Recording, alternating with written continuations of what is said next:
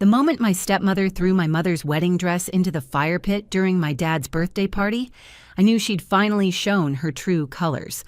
But when my 8-year-old daughter, Hazel, grabbed her pink backpack and asked if she should show everyone the videos of what Veda does while Daddy's at work, the entire backyard went silent. Even the flames seemed to pause. I should probably start by saying, I'm not someone who looks for drama. My name is Melinda. I'm 36 years old and I teach 3rd grade at Riverside Elementary here in Ohio. My life revolves around lesson plans, parent-teacher conferences, and raising my daughter Hazel as a single mom after my ex-husband decided he wasn't ready for family life when she was just 2. Most evenings, you'll find me grading papers at my kitchen table, while Hazel practices her multiplication tables or reads her favorite Junie B. Jones books. My father, Robert, is the kind of man who's worn the same style of glasses for 30 years and still does the crossword puzzle every Sunday morning with a number 2 pencil. He runs a small accounting firm downtown, the same one he started with my mom's encouragement back when I was in middle school. He's predictable in the best way, or at least he was, until Veda came into our lives. My mother, Diane, died 3 years ago. Cancer took her slowly, then all at once, the way cancer does. She spent her last months in the house where she'd raised me, tending her garden until she couldn't anymore, leaving notes and recipe boxes for me to find, recording videos for Hazel's future birthdays. She was grace personified, even at the end. Dad held her hand when she passed, and I watched something in him break that day, something I wasn't sure would ever heal. Then came Veda. She appeared at our church one Sunday, sitting 3 pews behind us, her perfectly manicured nails holding a hymnal she never actually opened. She was 42, though she claimed 38, with auburn hair that came from a salon bottle and clothes that suggested money she'd later reveal she didn't actually have. After service, she approached Dad at the coffee and donuts table, commenting on his sermon discussion points, laughing at his accounting jokes that Mom used to just smile politely at. "Your father deserves happiness," my Aunt Phyllis had said when Dad first started bringing Veda around. Phyllis is my mother's sister, 5 years younger but decades wiser, the kind of woman who can spot a fake Louis Vuitton or a fake person from across a room. But that woman smiles like she's calculating interest rates. My Uncle Jerome, Dad's brother, was more direct. Jerome had spent 30 years as a police officer before retiring to run a security consulting firm. "Something's off about her," he'd muttered at their engagement party. "She asks too many questions about the wrong things. Your mom asked about people's kids, their health, their dreams. Veda asks about vacation homes and investment, portfolios." But Dad was smitten. For the first time since Mom's death, he hummed while making breakfast. He bought new suits. He started using cologne again, the same woodsy scent Mom had bought him every Christmas. When he looked at Veda, his eyes lit up like someone had finally turned the lights back on in a dark room.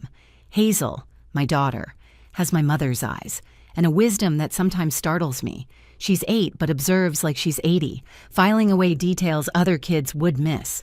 She loved her grandmother fiercely in the short time they had together, and Mom's death hit her hard. She'd been cautiously optimistic about Veda at first. "She smells like the perfume counter at Macy's," Hazel had whispered after first meeting her. "Too many kinds mixed together." The wedding happened fast, too fast. 6 months after that first church meeting, Veda was walking down an aisle made of white runner carpet in our backyard, past Mom's rose bushes and tomato plants, wearing a dress that cost more than Dad usually spent in 3 months. She'd insisted on the backyard venue, calling it quaint and intimate, though I suspected she just didn't want to pay for a proper venue. Now, 3 months into their marriage, standing in this same backyard with 50 guests watching Mom's wedding dress burn in the fire pit, with my daughter about to expose the truth about our new stepmother, I realized every red flag we'd ignored was about to unfold in Technicolor. Dad stood frozen by the drink table, his face the color of ash. Veda was still smiling her calculating smile, not yet realizing that her own cruelty had just triggered her downfall. The party that was supposed to celebrate Dad's 58th birthday was about to become something else entirely. 3 years after losing my mother, Diane, to cancer, I thought Dad deserved happiness again. When he introduced us to Veda at a family dinner, she seemed perfect. charming, attentive, always bringing Hazel little gifts and asking about my teaching job at Riverside Elementary. Dad's eyes lit up around her in a way I hadn't seen since Mom got sick. That first dinner took place on a Thursday evening in March.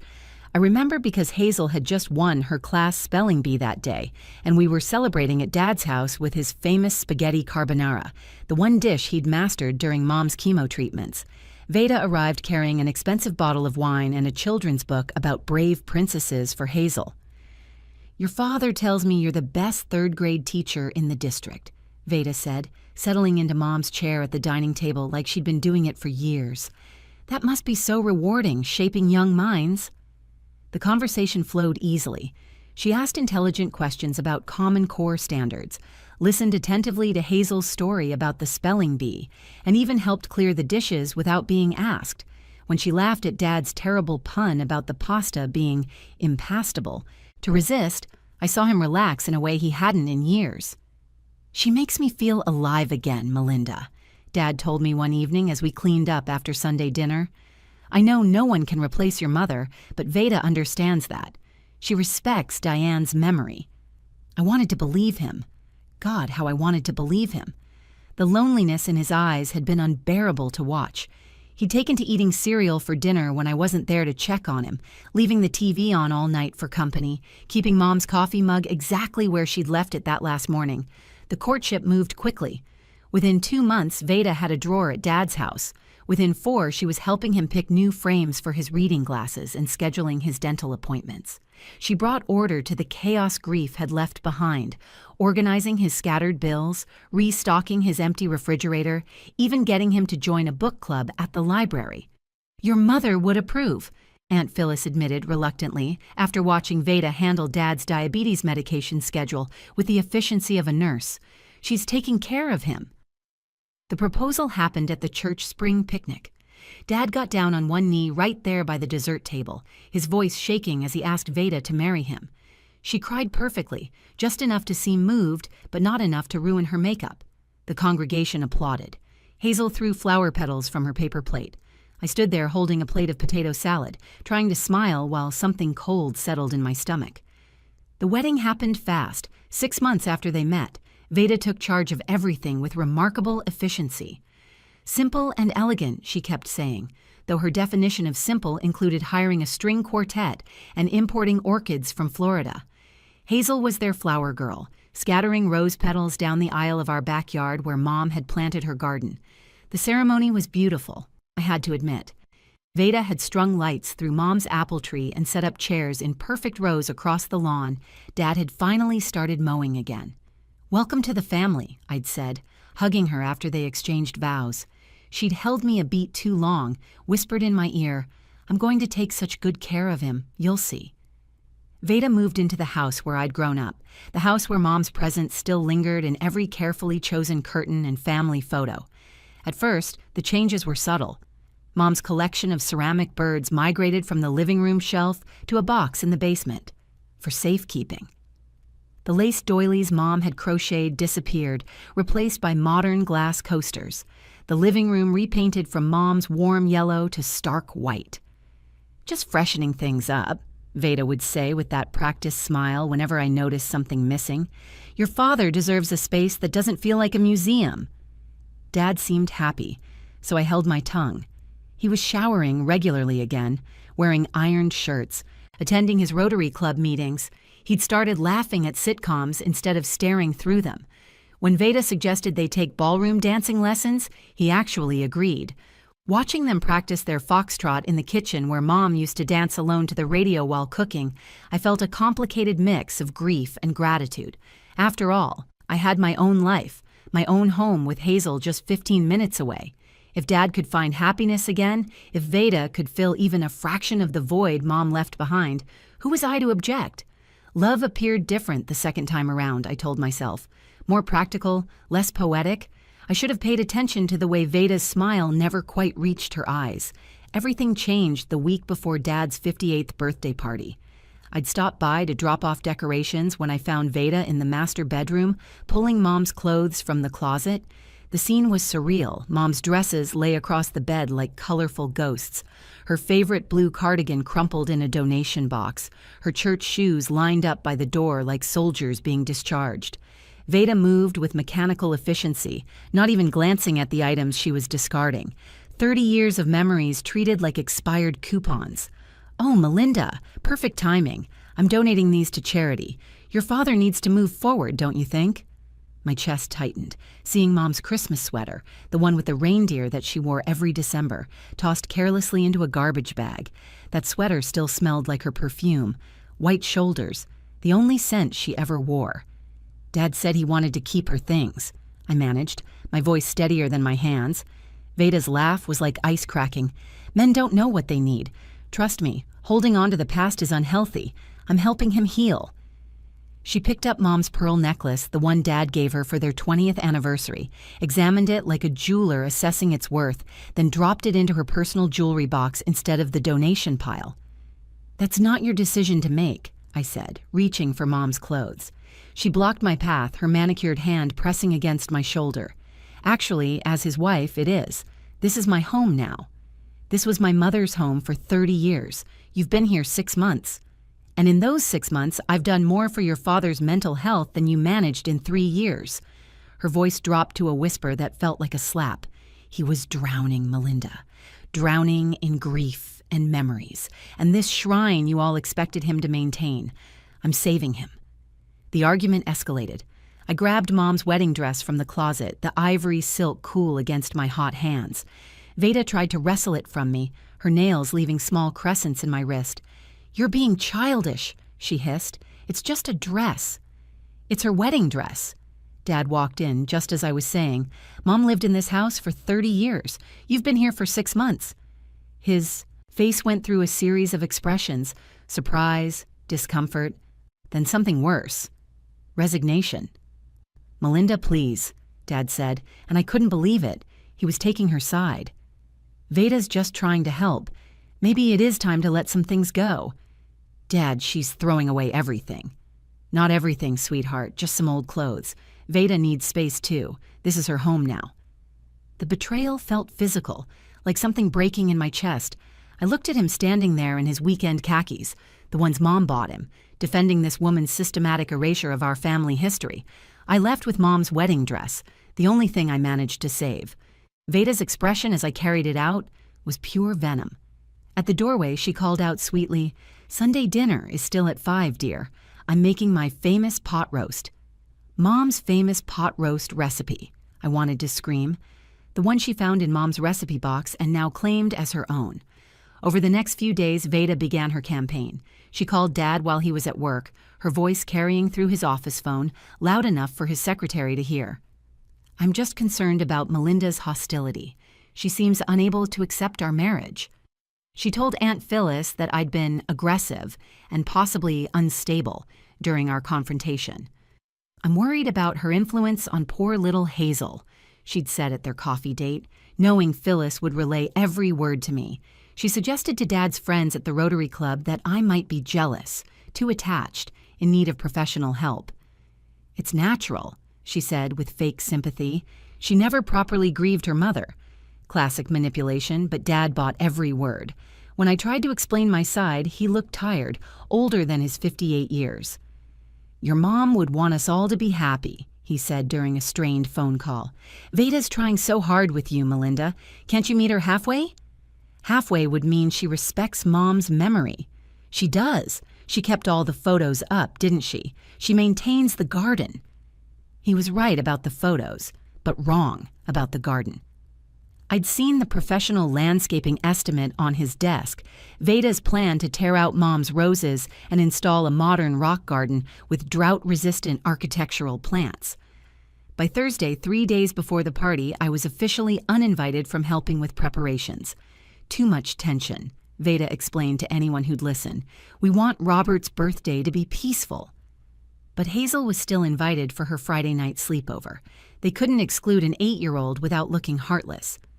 The night before Dad's party, Hazel had a sleepover at Dad's house. When I picked her up the next morning, she was unusually quiet. She climbed into the car wearing the same unicorn t-shirt from yesterday, her overnight bag dragging behind her like it weighed 100 pounds. Her usual chatter about breakfast pancakes or Saturday morning cartoons was absent. Instead, she stared out the window, her fingers twisted in her lap. "Mommy, does Grandpa know Veda has friends over when he's at work?" My hands froze on the steering wheel. I forced myself to keep driving, to sound casual even as alarm bells rang in my head. "What kind of friends, sweetheart?" "Men friends. They drink wine in the afternoon and laugh really loud. Veda told me it's our secret game, but I don't like secrets that feel icky." I pulled into a grocery store parking lot, turned off the engine, and shifted to face my daughter. Her eyes were troubled in a way that made my maternal instincts scream. "Tell me everything, baby. You're not in trouble." Hazel took a deep breath. "Yesterday, when Grandpa went to work after lunch, Veda said I should take a nap in the guest room. But I couldn't sleep because a car came and a man visited. They sat really close on the couch and drank from Grandma's special glasses, the ones with the gold edges." My mind raced. I'd noticed Veda always had expensive new jewelry, designer bags Dad couldn't afford on his accounting firm income. She'd claimed they were gifts from her successful sister in California, the one who never visited, never called, possibly didn't exist. "Has this happened before?" Hazel nodded. "Lots of times when I stay over. Different men. One brought her a shiny bracelet and she kissed him on the mouth. That's when she saw me watching and said it was our special secret game, and good girls keep secrets." My anger was volcanic, but I kept my voice steady. "Hazel, have you ever seen these friends?" She nodded, then reached for her backpack. "I took videos on my tablet when I was supposed to be napping. Veda doesn't know I know how to use the camera. Want to see?" I pulled out Hazel's tablet, the one we'd given her for educational games. My brilliant, brave daughter had figured out the camera app and documented everything. The first video was shaky but clear. Veda in Mom's living room, wearing a silk robe at 2 in the afternoon, pouring wine for a man in an expensive suit. "Gary, you spoil me," Veda's recorded voice purred as she accepted a jewelry box. The next clip showed a different day, a different man, this one younger, touching Veda's face while she sat in Dad's leather recliner. "Paul's at his boring office until 6. She laughed. "We have hours." "Paul?" She called my father Paul. His name was Robert. More videos. Veda showing a man Dad's home office, laughing about her boring old husband and his predictable routine. Veda trying on expensive clothes while a man watched from Mom's antique settee. Veda counting cash on the kitchen table where we ate Sunday dinners. "Baby, why didn't you tell me sooner?" Hazel's eyes filled with tears. "Veda said if I told anyone, Grandpa would be sad and it would be my fault. But yesterday she was mean to you about Grandma's things, and I don't want her to be mean anymore. And she called Grandma's pictures ugly when she thought I was sleeping. Nobody calls Grandma ugly." I hugged my daughter tight, feeling her small body tremble against mine. "You did the right thing. You're the bravest girl I know. We're going to handle this. But I need you to be brave today at Grandpa's party, okay? Are we going to show Grandpa? We're going to show everyone. Veda needs to be stopped." I drove straight to Aunt Phyllis's house. She took one look at my face and ushered us inside. Uncle Jerome was there for their Saturday morning coffee tradition. I showed them the videos, watching their expressions shift from skepticism to shock to fury. "That manipulative witch," Phyllis breathed, "in Diane's house. In her bed." Jerome was already on his phone. "My buddy Tom handles divorces. He'll want copies of everything." He looked at Hazel with pride. "You've got your grandma's smarts, kiddo. She would be so proud." We formed a plan. Jerome would transfer the videos to a USB drive and connect it to the outdoor TV system Dad had installed for watching football games on the patio. Phyllis would make sure all the right people were within viewing distance when it happened. I would wear Mom's wedding dress to the party, knowing it would provoke Veda into showing her true colors publicly. "She'll go nuclear when she sees the dress," Phyllis warned. "I'm counting on it. When she attacks me, Hazel will know it's time to speak up about the videos." I retrieved Mom's wedding dress from my closet, feeling like she was guiding me. Today at Dad's party, the truth would finally come out. The party was in full swing when it happened. 50 guests mingled in the backyard, the same yard where Dad and Veda had married. I'd purposely worn Mom's wedding dress, altered to fit me. Veda's eyes narrowed when she saw it. The dress caught everyone's attention as I walked through the garden gate. Mom's ivory silk gown, shortened and taken in at the waist, moved like water in the afternoon sun. Conversations stopped mid-sentence. Mrs. Patterson from Dad's office actually gasped. Dad stood by the grill with Uncle Jerome, his burger flipper frozen in midair. Veda stalked across the lawn in her designer heels, each step puncturing the grass. She wore red, of course, a tight dress that cost more than most people's mortgage payments. Her face had that painted-on smile, but her eyes were murderous. "Interesting choice for a birthday party," she said loud enough for others to hear. "Wearing your dead mother's dress? That's a bit morbid, don't you think, Robert?" Dad shifted uncomfortably, setting down his spatula. His face was a mix of confusion and embarrassment. "Melinda, maybe—" "It's inappropriate," Veda interrupted, her voice rising to ensure maximum audience. "This is supposed to be a celebration of Robert's life now, not a shrine to the past." She moved closer, her perfume aggressive and cloying. "You need help, Melinda. This obsession with your mother isn't healthy. I've been telling Robert for weeks that you need professional intervention." "The only intervention needed here is the truth," I said calmly. Her face twisted. In one swift motion, she grabbed the dress suddenly, her nails catching the delicate fabric. The sound of tearing silk cut through the party chatter like a scream. "You know what? I'm done with this family's obsession with Diane." Before anyone could react, she yanked harder, ripping the sleeve completely off. Then she marched to the fire pit where Uncle Jerome had been grilling. The flames were still dancing from the afternoon's burger cooking. In one violent motion, she threw the dress into the flames. "Time to make room for the new wife," she declared triumphantly, her voice carrying across the stunned crowd. The dress caught immediately, ivory silk turning orange, then black. 30 years of memories, the dress Mom had worn when she promised to love Dad forever, consumed in seconds. The crowd fell silent. Then, horrifyingly, a few of Veda's friends began to clap. Her yoga instructor, her hairdresser, 2 women from her book club, all applauding like this was performance art. Dad just stood there, frozen, watching Mom's dress burn. His face was gray, his mouth opening and closing without sound. That's when Hazel ran forward with her pink backpack. "Daddy," she said, her young voice cutting through the tension like a bell, "should I show everyone what Veda does when you're at work?" The word Daddy stopped everyone. Hazel never called him Daddy anymore, only Grandpa. But in her nervousness, she'd reverted to what she used to call him when she was smaller, when Grandma was alive. Dad's face went white. "What are you talking about, sweetheart?" Veda lunged for the backpack. "She's just a child with an imagination." But Hazel had already handed the tablet to Uncle Jerome, who was ready. Within seconds, he'd connected it to the outdoor TV we'd set up for the party. The 60-inch screen flickered to life. Suddenly, there was Veda on the screen, wineglass in hand, sitting on a stranger's lap in Dad's living room. The image was crystal clear, the audio perfect. "My husband's at his boring office," her recorded voice rang out across the silent party. "He has no idea how I spend his money or my afternoons." Gasps rippled through the crowd. Someone dropped a plate. The next clip showed her accepting an expensive bracelet from another man, this one younger than Dad by 20 years. "You're so much more exciting than Robert," she purred on screen. "He's sweet, but God, so dull. Still talks about his dead wife like she was some kind of saint." Dad made a sound like he'd been punched. Phyllis grabbed his arm to steady him. More clips played. Veda giving a tour of Dad's home office to a stranger, mocking his organizational system. Veda counting a stack of bills on Mom's kitchen table.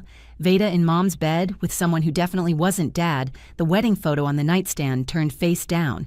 "You burned my sister's dress," Aunt Phyllis said, stepping forward, her voice shaking with rage.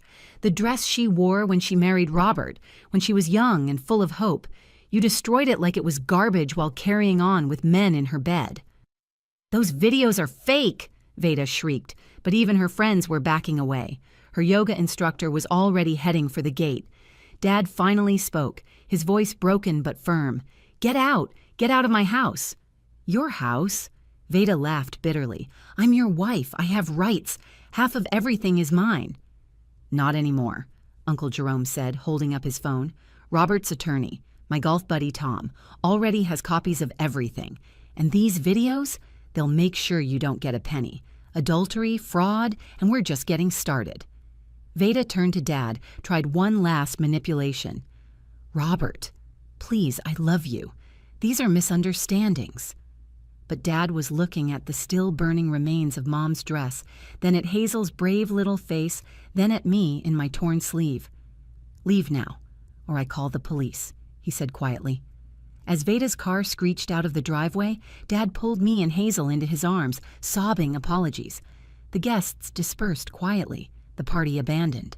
We sat by the dying fire pit, watching the last embers of Mom's dress glow in the darkness. I'm so sorry, Melinda. Your mother's dress, everything. I should have listened. The tears came then, for both of us. Not just for the dress, but for the innocence lost, the trust broken, the memories that witch had tried to steal.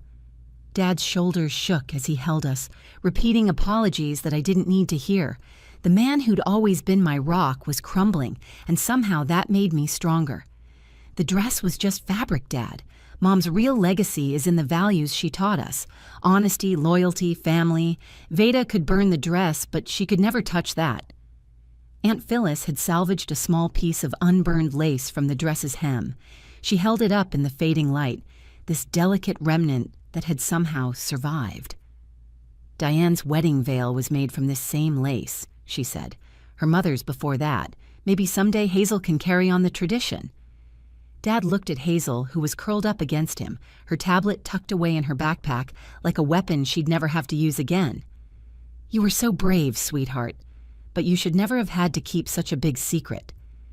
Mom says secrets that feel icky are usually bad secrets, Hazel said simply, and Grandma Diane wouldn't want you to be with someone who lies. The next morning, Dad changed the locks. Veda sent her brother to collect her things, but Jerome supervised every box, making sure nothing of Mom's disappeared. We found 3 pieces of Mom's jewelry in Veda's drawer, 2 of Dad's watches, and bizarrely, Mom's recipe box hidden in a suitcase. She'd been planning to take everything that mattered piece by piece until there was nothing left of our family's history. 3 months later, the divorce was final. Veda fought for alimony, but the evidence was overwhelming. The forensic accountant Uncle Jerome recommended discovered she'd opened credit cards in Dad's name, funneled money from his business account, and sold items from the house on online marketplaces. The men in the videos came forward when subpoenaed, each telling similar stories of Veda's promises, her lies about being in an unhappy marriage, her requests for money. Dad underwent therapy to understand how he'd been manipulated, how grief had made him vulnerable to someone who love-bombed him with attention while secretly despising our family's history. Dr. Morrison, his therapist, helped him see that Veda had targeted him specifically because he was a widower, because she knew he'd be lonely, grateful, less likely to question her motives. Predators know how to find grief, Dr. Morrison had said. They see it as an opportunity. He redecorated the house again, not to erase Mom, but to blend the past with the present. Her photos returned to the mantel, alongside newer ones of all of us. The garden she'd planted flourished under his care. He even took a master gardener class to better tend her roses, spending Saturday mornings pruning and feeding them while telling them about his week, the way Mom used to. I think I needed to learn that moving forward doesn't mean forgetting, he told me one afternoon as we weeded Mom's roses. Diane was my past, yes, but she's also part of my present through you and Hazel. Anyone who couldn't accept that was never right for this family. The community rallied around Dad in unexpected ways. The Rotary Club members who'd witnessed the party brought him dinners for weeks. Mrs. Patterson from his office set him up with a grief support group for widowers, warning him about common manipulation tactics that target vulnerable men. Even the church ladies who'd initially loved Veda admitted they'd noticed things but hadn't wanted to interfere. Hazel learned that standing up for truth, even when adults tell you not to, is sometimes the bravest thing you can do. She started seeing the school counselor to process what happened, to understand that adults who ask children to keep icky secrets are always wrong. She's stronger now, more confident, quicker to speak up in class and stand up to playground bullies. And me, I learned that a mother's love transcends death, living on in the courage of a granddaughter she never met but somehow helped protect our family anyway. I learned that Dad's happiness matters, but not at the cost of our family's truth. I learned that sometimes things need to burn away to show what's real underneath. The wedding dress was gone, but its sacrifice had revealed the truth. What's real? Family, love, loyalty. No fire can destroy. Mom would have gladly sacrificed 1,000 dresses to protect Dad from that woman. In the end, her dress did what she no longer could. It saved him. If you found value in this story of standing up for family and truth, please take a moment to like this video and share it with someone who might need to hear it. Your support means everything, and don't forget to subscribe to the channel for more stories that remind us that love and justice always find a way. Thank you for listening.